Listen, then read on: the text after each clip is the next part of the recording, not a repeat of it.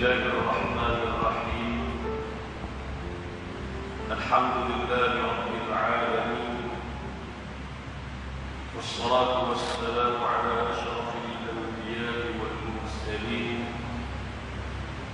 وعلى آله وصحبه أجمعين. سبحانك لا علم لنا إلا ما علمتنا إنك أنت العليم الحكيم.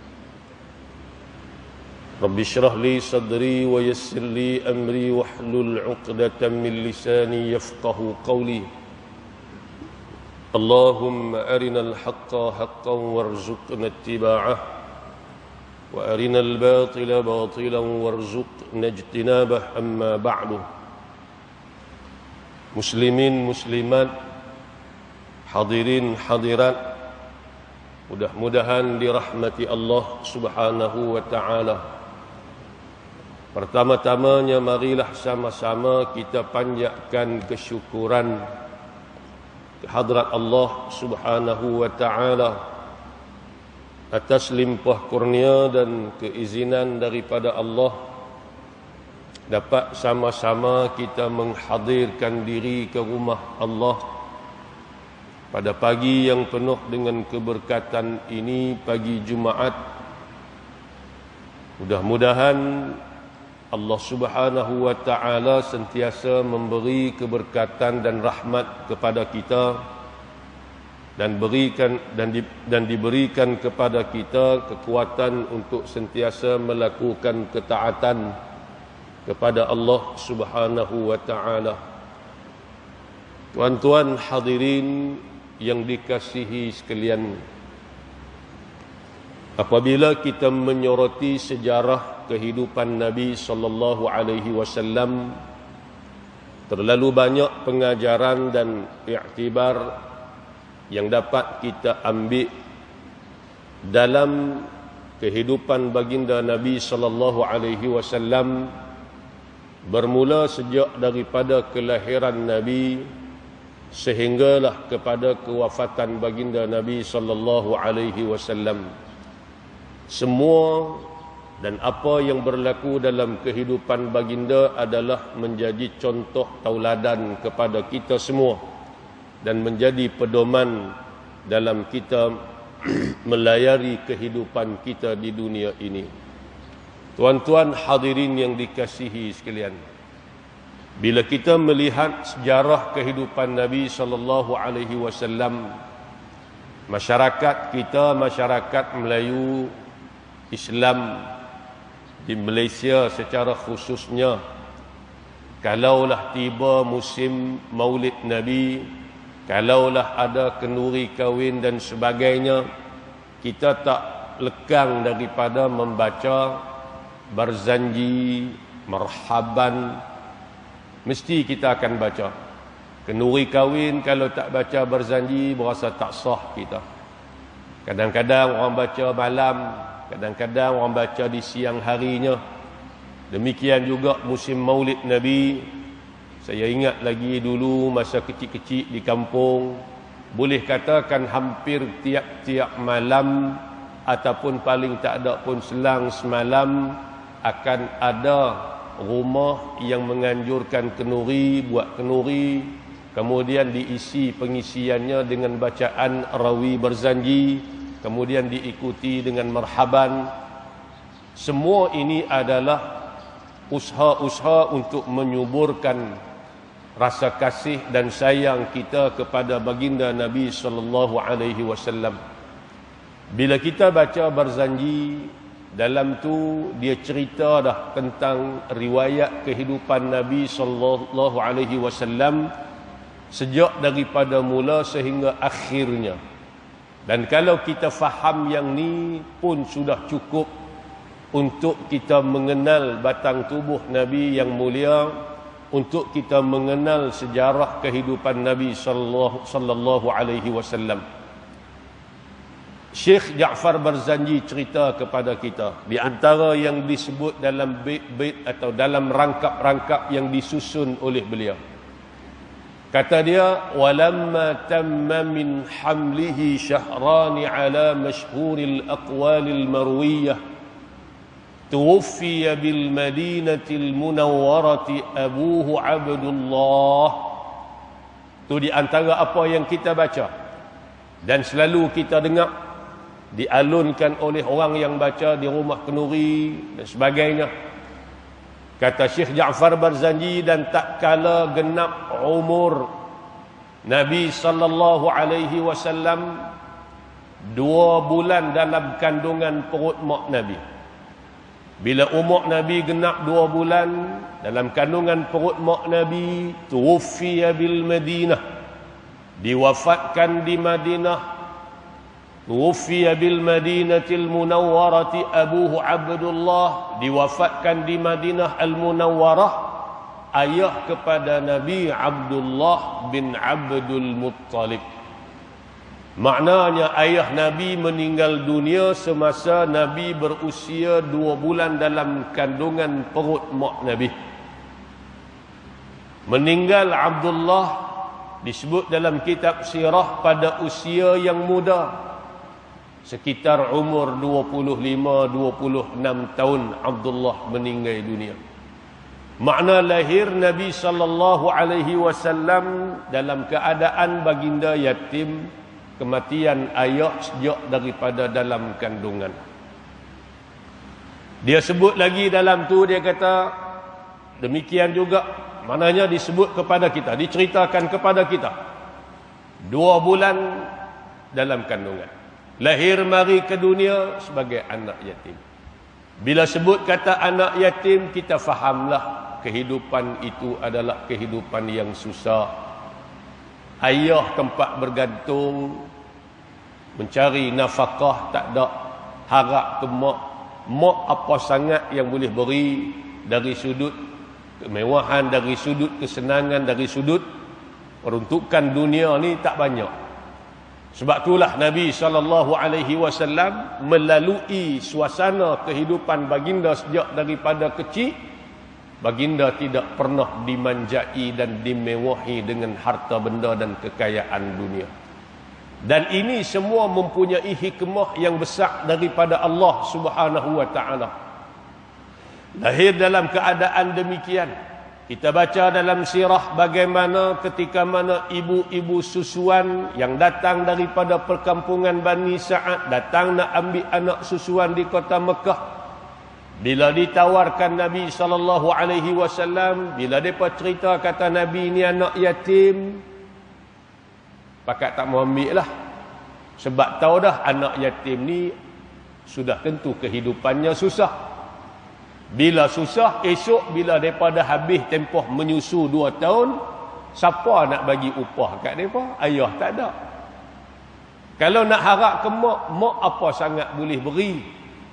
Maka ibu-ibu susuan yang lain tak ambil. Demikian juga Halimatus Sa'diyah. Dicerita dalam setengah kitab sirah. Pada awalnya Halimatus Sa'diyah pun tak mau ambil.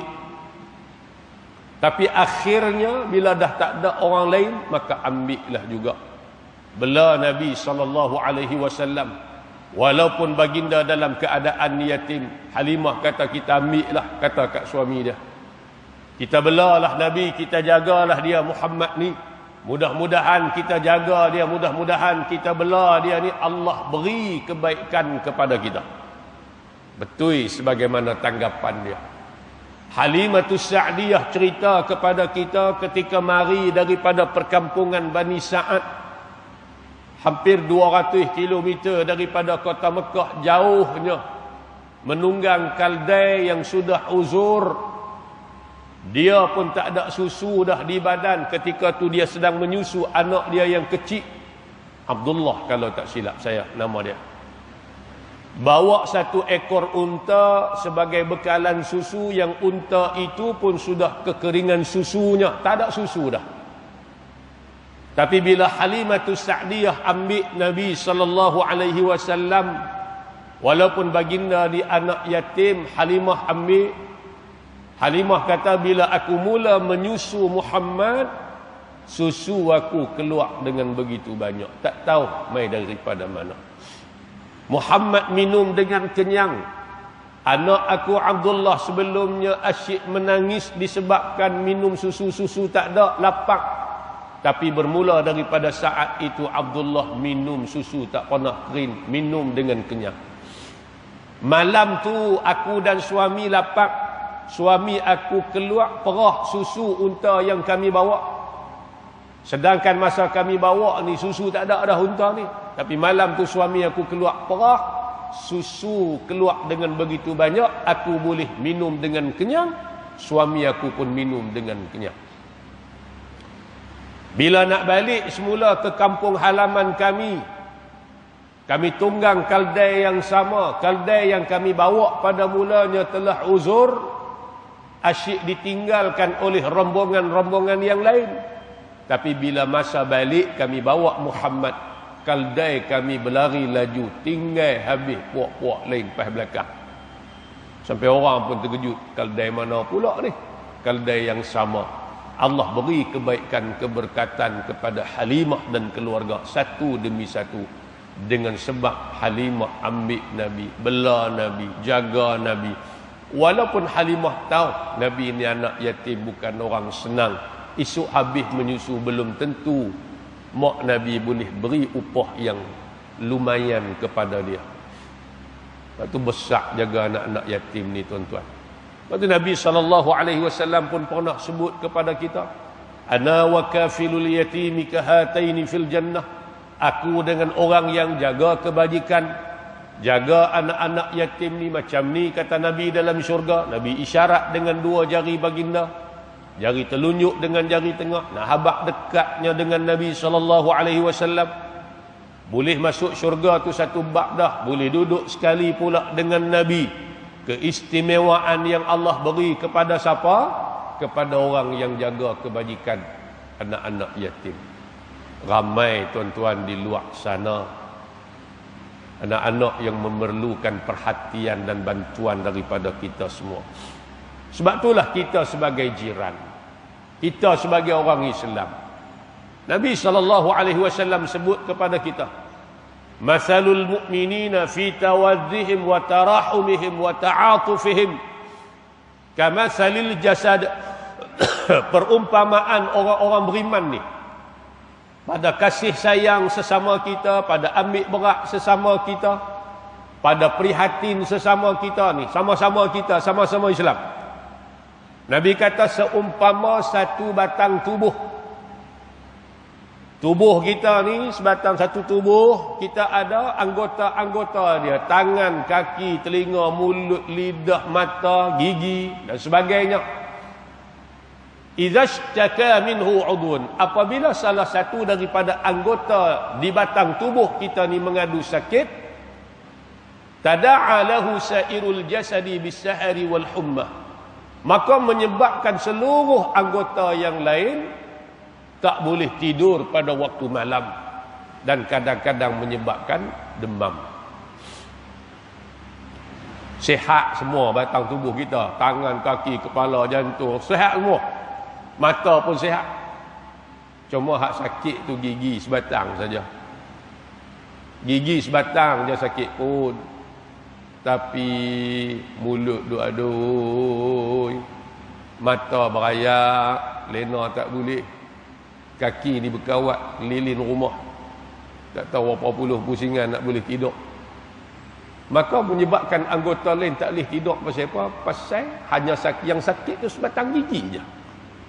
Nah, habaq lagu itulah analogi yang Nabi bawa kepada kita. Kita dalam masyarakat kehidupan kita sebagai orang beriman pun lagu itulah. Kalau dalam keluarga, dalam rumah tangga, dalam taman, dalam komuniti kita, dalam qaryah kita tadi ni, ada 200 rumah, ada 300 rumah. Tapi yang susah tu, yang anak yatim ni mungkin seorang, susah. Tetapi kesusahan yang dia tanggung, yang dia hadapi, turut dirasai oleh anak-anak qaryah, anak-anak kampung, masyarakat taman hak lain-lain tadi ni. Maka kita ambil perhatian, kita cuba tolong sebanyak yang mungkin semampu kita. Kalau tak boleh melepaskan terus dia daripada kesusahan pun, paling-paling tak ada meringankan beban yang ditanggung oleh dia. Kadang-kadang nak sambung mengaji, nak orang susah, nak yatim ni kadang-kadang cerdik, memang cerdik tuan-tuan mengaji, Allah beri kelebihan. Tapi peluang nak sambung mengaji tak macam anak-anak kita hak yang senang-senang ni. Nak masuk universiti kadang nak bayar 1,000, 2,000 lebih pun tak mampu, tak ada pendapatan. Maka pada ketika itulah masyarakat memainkan peranan yang cukup besar. Pakat tolong seorang sikit, beri bantuan. Mudah-mudahan hari ini kita tolong dia, esok-esok Allah tolong kita, anak kita, cucu kita. Dengan sebab kita memudahkan urusan dia di dunia, Allah mudahkan urusan kita juga. Nabi sebut wallahu fi aunil abdi ma kana al abdu fi auni akhihi. Dan Allah sentiasa dalam pertolongan hambanya, mana Allah sentiasa akan tolong kita selama mana kita sentiasa memberi pertolongan kepada saudara-saudara kita. Kalau kita jenis orang mudah tolong orang, tak boleh tengok orang susah, kita akan tolong. Ada duit kita bagi duit, tak ada duit kita tolong dengan tenaga, tak ada tenaga kita tolong dengan buah fikiran, tak ada buah fikiran kita tolong dengan masa kita, pengalaman kita dan sebagainya. Selama mana kita ni suka tolong orang, Allah akan tolong kita dalam setiap urusan kerja buat kita. Bila Allah tolong kita, tuan-tuan, kerja buat kita jadi elok. Nak Allah tolong kita, jangan berat untuk tolong saudara-saudara kita. Amai tuan-tuan anak-anak di luar sana yang memerlukan perhatian dan bantuan daripada kita. Muslimin, muslimat, hadirin, hadirat yang dikasihi sekalian. Demikian kata ulama, kehidupan Nabi tak pernah dimanjai dengan kesenangan, kemewahan. Duduk dengan Halimatus Sa'diyah bela sampai 2 tahun, patutnya kena hantar balik dah. Halimah minta lagi lanjut tempoh kat mak Nabi, nak bela lagi Nabi SAW. Mak Nabi pun bagi, mengasuh Nabi sampai umur sekitar 5 tahun. Kitab sirah cerita masa umur ni lah berlaku pembelahan dada Nabi SAW. Halimah bila berlaku peristiwa ni, dia berasa takut nak jaga Nabi, takut berlaku apa-apa, dia serah balik kat mak Nabi. Waktu Nabi umur 5 tahun balik duduk dengan mak, tapi tak lama, sak saja. Umur 6 tahun, mak pula meninggal dunia. Allahu Akbar. Baru 6 tahun, tuan-tuan. Anak kita 6 tahun ni tadika lah. Tadika, tak masuk sekolah rendah, tak apa cerdik lagi pun. Mak pula meninggal. Tok Wan ambil bela. Duduk dengan Tok Wan pun tak lama. Umur 8 tahun, Tok Wan pula meninggal. Tok Wan suruh pak menakan Nabi bela, Abu Talib. Walaupun Abu Talib bela Nabi, Abu Talib ni bukan di kalangan orang yang senang. Nabi tak pernah dimanjai dengan kemewahan. Sejak daripada usia remaja lagi, Nabi sudah mula bekerja dengan tulang pak kerak baginda, mengembala kambing kepunyaan penduduk Makkah. Nabi kata tidak ada Nabi yang diutuskan oleh Allah melainkan dahulunya dia pernah mengembala kambing. Sahabat tanya, wa anta ya Rasulullah, adakah engkau juga ya Rasulullah pernah gembala kambing? Nabi kata ya, dan aku diberi upah dengan ala qararir, dengan sedikit upah. Setengah sebut kata dengan segenggam korma. Upah yang diberikan kepada Nabi itulah makan minum Nabi, tak merak ke pak menakan walaupun duk menumpang kasih dengan pak menakan. Pasal apa Allah atur kehidupan Nabi lagu ni, tuan-tuan?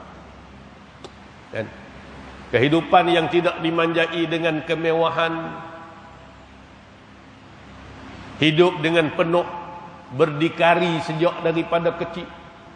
Maka kata ulama, ini juga merupakan sebagai medan latihan tarbiyah untuk Nabi yang suatu ketika nanti hendak menjadi pemimpin, seorang pemimpin kepada umat manusia. Itu sebagai medan latihan untuk Nabi, sebagai persediaan untuk menjadi pemimpin kepada umat manusia seluruhnya. Bila Nabi menghadapi kehidupan yang susah macam ni, tak pernah dimanjai dengan kemewahan, makan minum pun kadang-kadang sekadar cukup sahaja,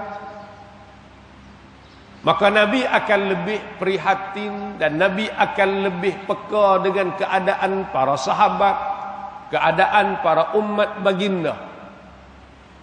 Sebab tu Nabi cukup tahu sahabat Nabi hak lapar, sahabat Nabi hak kenyang, sahabat Nabi hak susah. Dan Nabi kasih kepada orang-orang miskin ni. Syekh Ja'far Barzanji sebut lagi dalam rawi hak kita baca. Wa yuhibbul fuqara'a wal masakin wa yajlisu ma'ahum wa ya'udu mardahum. Nabi kasih kepada orang fakir, Nabi kasih kepada orang miskin. Wa yajlisu ma'ahum, Nabi duduk bergaul dengan mereka. Wa ya'udu mardahum, Nabi ziarah orang-orang sakit di kalangan mereka. Nabi sayang, Nabi kasih para sahabat Nabi hak miskin, susah, fakir. Ramai di kalangan sahabat Nabi ni orang susah, orang fakir, orang miskin. Di antara mereka yang susah kita baca, mungkin saya pernah sebut sebelum ni, Abu Hurairah radhiyallahu anhu, sahabat Nabi yang masyhur. Abu Hurairah dia masuk Islam lewat dah tuan-tuan, tahun ke-7 Hijri. Tahun ke-7 Hijri, Nabi wafat tahun 11, makna lebih kurang 4 tahun dia duduk dengan Nabi.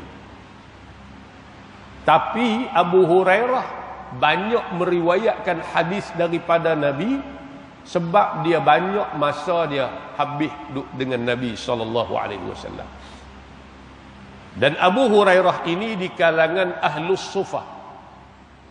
Ahlus Sufah ni kalau kita pi Masjid Nabi SAW, kita masuk dalam Masjid Nabi, di belakang daripada kawasan Raudah itu ada satu kawasan lantai yang tinggi lebih daripada tempat lain, dia panggil Dakkah.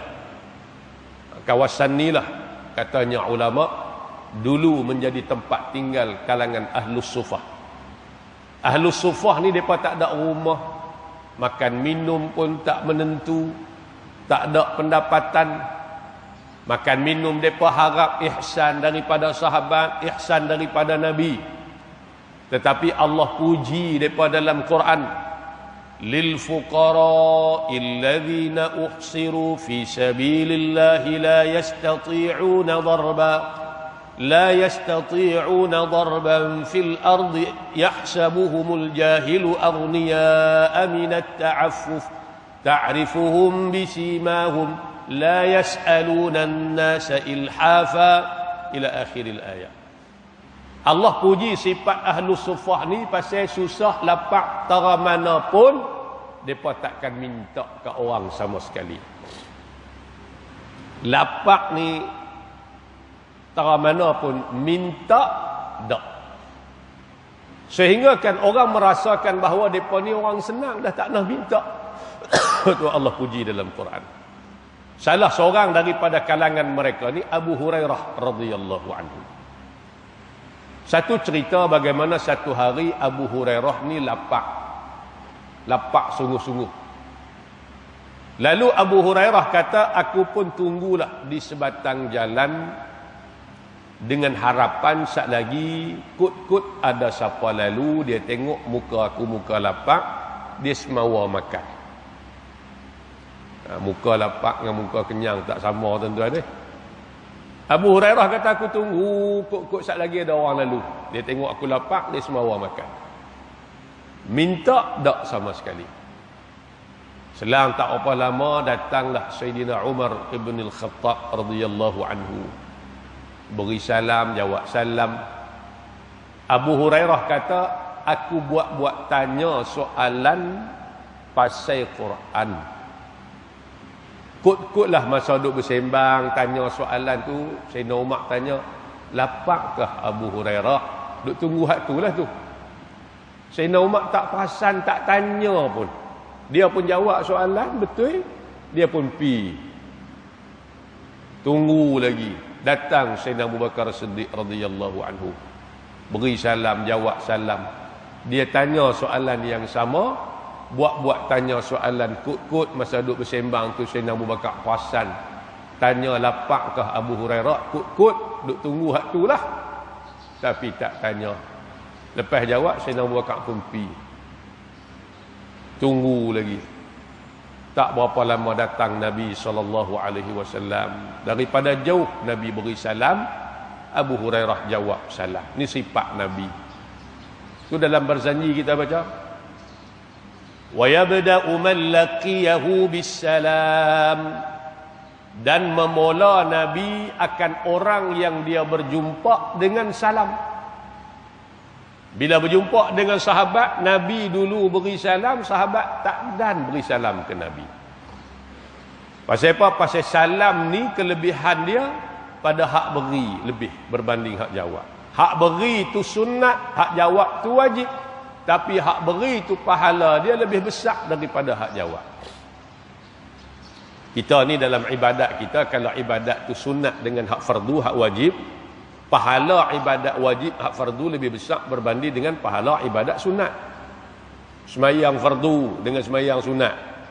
Semayang fardu pahalanya lebih besar berbanding hak sunat.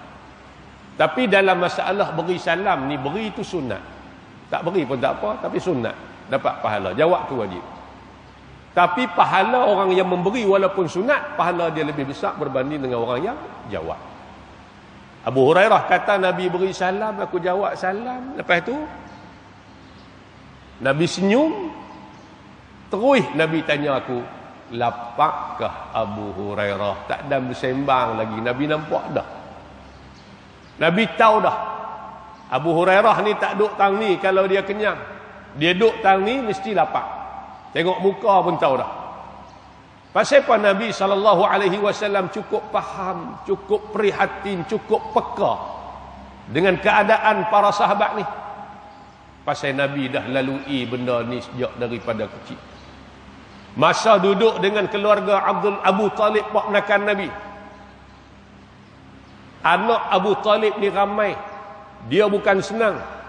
Makan tu kadang-kadang kena berebut dengan anak-anak Abu Talib.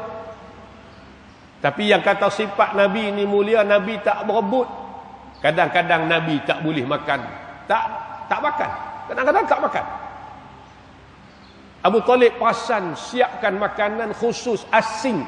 Beda Nabi, pastikan Nabi boleh makan macam mana anak-anak dia hak lain. Nabi dah lalui benda ni. Bila Nabi tengok Abu Hurairah, Nabi tahu dah. Tanya lapakkah Abu Hurairah? Abu Hurairah kata, ya Rasulullah, lapaklah. Tak makan apa lagi. Nabi ajak balik ke rumah dia. Abu Hurairah pun pergi sampai di rumah. Nabi masa keluar tadi pun makanan bukan ada stok di rumah pun. Bukan macam kita tuan-tuan ni. Beras gas di rumah tu kadang-kadang tahan seminggu, 2 minggu ya. Kerja duk tukar gas. Tu hak kita masak di rumah. Hak kita mari di masjid tambah musim maulid baru ni, makan di masjid ni boleh kata tiap-tiap masjid. Balik masjid singgah kedai pula. Hak makan di kedai, hak makan di masjid, hak di rumah makan sungguh. Nabi keluar daripada rumah tak ada apa. Balik-balik rumah adalah semangkuk susu sahabat bagi. Lalu Nabi kata ke Abu Hurairah, pergi panggil kawan-kawan kita lain, mai kita minum sama-sama. Ni sifat Nabi. Nabi takkan kenyang seorang-seorang. Nabi takkan senang seorang-seorang. Lapak, Nabi lapak lebih daripada sahabat lain. Tapi bila kenyang, Nabilah orang yang terakhir akan kenyang, akan minum, akan makan setelah para sahabat selesai. Lalu Nabi kata ke Abu Hurairah, pergi panggil sahabat-sahabat kita lain, mari kita minum. Abu Hurairah kata, aku berasa berat juga nak pergi panggil. Pasal apa berasa berat? Pasal susu semangkuk, aku lapak. Sat lagi bila aku pergi panggil, akulah orang paling akhir boleh minum. Sebab Nabi akan suruh aku ambil susu tadi ni, suruh pada tiap-tiap orang yang ada. Aku yang kena, akhirnya akulah orang yang paling akhir boleh minum. Berasa berat, tapi oleh kerana Nabi suruh. Ni yang Allah puji dalam Quran ni, wa yu'thiruna ala anfusihim walau kana bihim khasasah. Mereka sanggup mengenepikan kepentingan diri sendiri demi untuk mengutamakan orang lain. Walaupun diri sendiri pun ada keperluan, ada hajat. Dia sendiri pun lapar. Tapi ketepikan lapak tadi ni kerana taat dan patuh kepada perintah Nabi dan kerana mengutamakan sahabat-sahabat yang lain. Ni Allah puji dalam Quran, di antaranya sifat orang-orang Ansar, orang-orang Madinah selepas daripada peristiwa hijrah Nabi SAW. Panggil semua pakat berimpun. Nabi kata, Abu Hurairah ambil susu, suar tiap-tiap orang. Betul, dia kena suar. Lah, habis dah suar seorang minum. Lepas tu minum pula, suar kat seorang lagi minum. Last dia suar kat Nabi. Nabi kata minum ya Abu Hurairah, dia pun minum. Suar kat Nabi, Nabi kata minum lagi ya Abu Hurairah, dia pun minum. Suar kat Nabi, Nabi kata minum 3 kali. Akhirnya dia kata kenyang dah ya Rasulullah. Baru Nabi SAW minum. Nabi yang terakhir. Nabi last sekali. Sahabat lain kenyang, baru Nabi minum. Sifat Nabi. Beza jauh dengan kita, tuan-tuan. Lapak, kita last sekali. Kenyang, kita hak awal sekali. Kalau lauk habis, kita kata siapa suruh main lambat. Kita bukan nak taruh ke orang. Kadang-kadang orang suruh musim bok suara je. Orang buat dah, bagi seorang sepawai, dia balas sampai 3. Orang habak dah seorang 1, dia gabus sampai 3. Balik kadang-kadang tahu tak makan pun, membazir dan sebagainya. Mai orang belakang tak boleh, nak boleh lagu mana dah kita ambil lebih daripada hak yang diperuntukkan pada kita. Kita meletakkan kepentingan diri lebih pada orang lain. Kan? Musim-musim banjir, orang hantar bantuan untuk rumah kena banjir, kita hak tak kena banjir pun ambil juga. Contoh, kita hak tak kena banjir, rumah hayak titik pun tak naik, pergi ambil juga. Hak kita kah kita ambil? Itu bukan hak kita. Yang duk gemak sangat tu pasal apa? Ambil hak kita, jangan duk ambil hak orang. Lebih-lebih lagi benda hak yang kita nak makan masuk dalam perut jadi darah daging, membesar dengan daging. Makanan daripada makanan yang haram, bukan hak kita. Na'udzubillahi min dzalik. Ni Nabi SAW. Syekh Ja'far Barzanji dia sebut dalam rawi dia. Kita duk baca tu. Wa ya'sibu ala batnihi al-hajar min al-ju' wa qad utiya mafatihal khazainil ardiyah. Duk baca masa kenduri kahwin, duk baca masa maulid. Hak baca tu sampai kembang orang-orang tengkok ni. Habis surah. Cuma tak faham apa yang Syekh Ja'far Barzanji sebut. Kalau faham tu tuan-tuan, alimlah kita pasal sirah, pasal sifat, pasal akhlak, pasal kepribadian Nabi ini. Wa ya'sibu ala batnihi al-hajara min al-ju'. Nabi ikat ketui batu di perut dengan sebab lapar. Buh ketui batu di perut ikat dengan tali, lapar. Tarik, ketatkan. Lapar, ketatkan lagi. Korang tak terasa sangat lapar tu. Wa qad utiya mafatihal khazainil ardiyah. Sedangkan baginda telah diberikan anak kunci kekayaan khazanah dunia ni. Gunung ganang, bukit bukau. Wa rawadathul jibalu bi an takuna dhahaban fa abah. Gunung ganang, bukit bukau minta beri tawaran kepada Nabi untuk tukar jadi ketui emas. Mereka offer kat Nabi nak tukar jadi ketui emas, nak beri kekayaan kepada Nabi, fa'abah, Nabi tolak. Nabi tak mau. Nabi kata, biarlah ya Allah, aku susah satu hari, aku senang satu hari. Mana ada masa kita susah, ada masa kita senang. Bila aku susah, bila aku susah, aku sabar dan aku ingat kepadamu. Bila aku senang, aku syukur kepadamu. Aduh. Kalau susah, tak senang, takut jadi putus asa. Kalau senang manjang, tak pernah susah, takut dia jadi sombong atas muka bumi ni. Kan? Sebab tu Allah uji kadang-kadang supaya kita ingat ke dia. Bila senang, terlampau senang, kita mudah lupa pada Allah. Sebab tu Nabi sebut dalam hadis, ta'arraf ila Allahi fir rakha ya'rifka fi syiddah. Kenallah Allah ketika mana kamu dalam kesenangan. Waktu kamu senang, waktu kamu lapang, waktu kamu sehat, kenailah Allah. Jangan buat-buat tak kenal dengan Allah. Masa senang, masa sehat, masa lapang.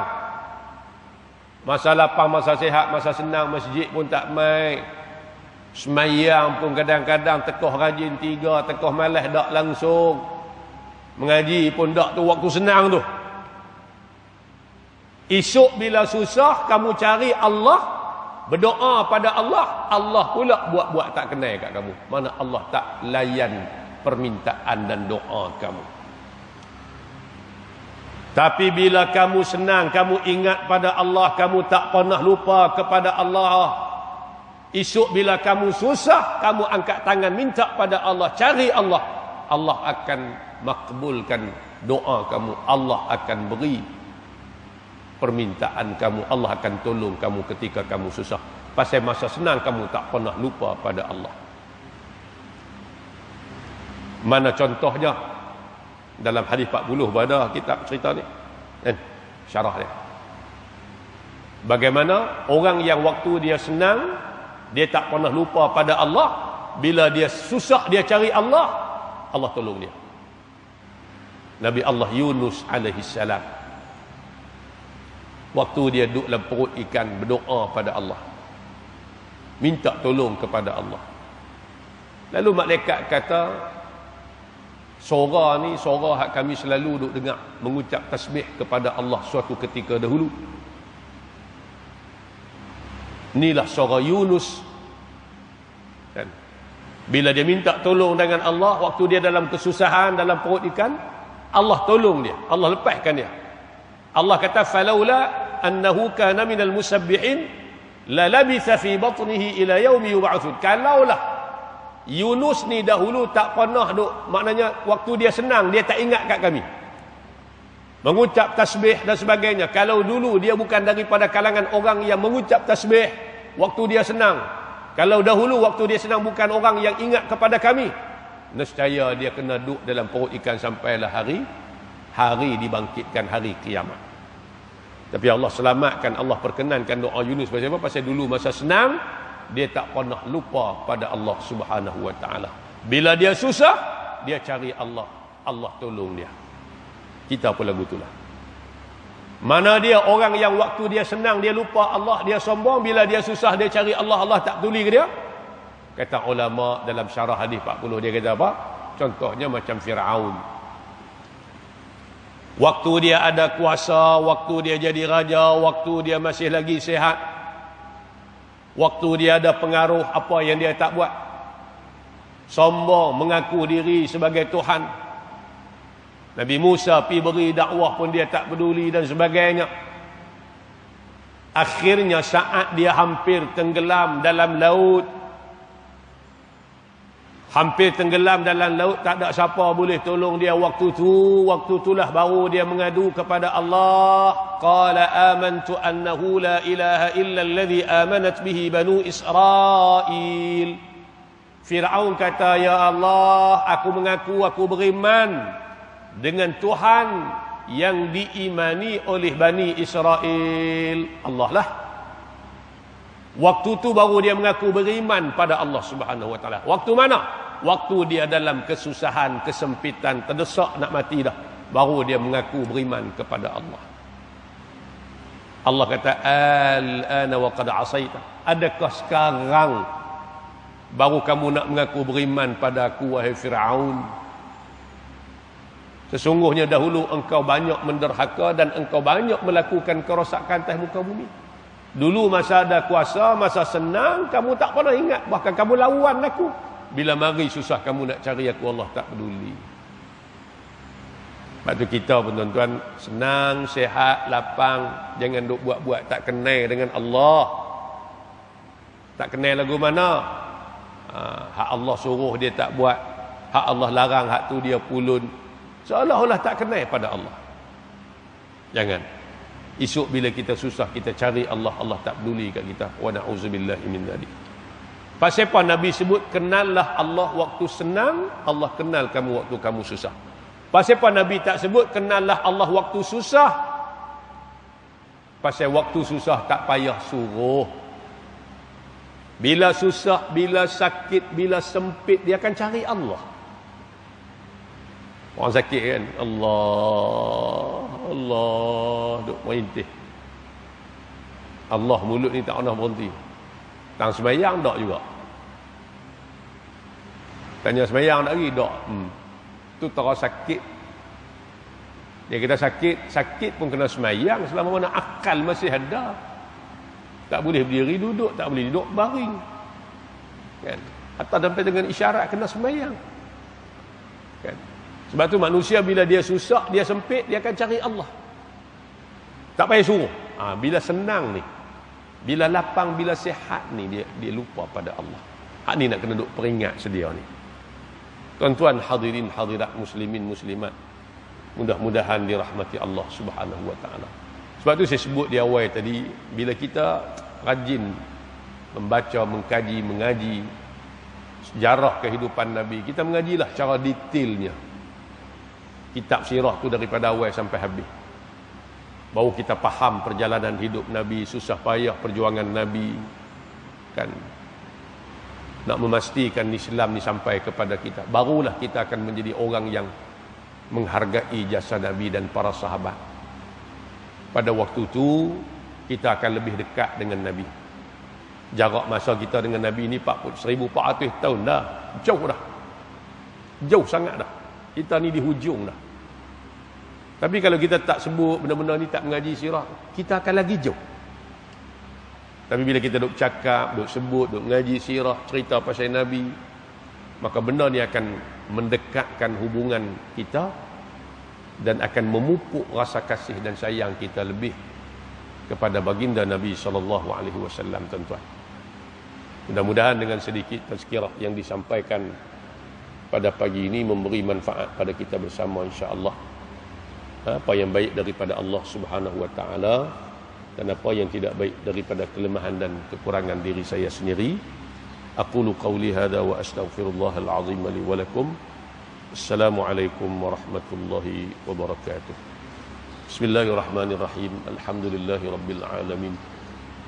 Wassalatu wassalamu ala asyrafil anbiya'i wal mursalin wa ala alihi wa sahbihi ajma'in. اللهم ارحمنا بالقرآن واجعله لنا إماما ونورا وهدى ورحمة. اللهم ذكرنا منه ما نسينا وعلمنا منه ما جهلنا وارزقنا تلاوته آناء الليل وأطراف النهر واجعله لنا حجة يا رب العالمين. اللهم إنا نعوذ بك من علم لا ينفع ومن قلب لا يخشع ومن عمل لا يرفع ومن دعاء لا يسمع. نعوذ بك من هؤلاء الأربع. ربنا آتنا في الدنيا حسنة وفي الآخرة حسنة وقنا عذاب النار. وصلى الله على سيدنا محمد وعلى آله وصحبه وبارك وسلم. والحمد لله رب العالمين. تقبل الله منكم إنه منكم تقبل يا كريم.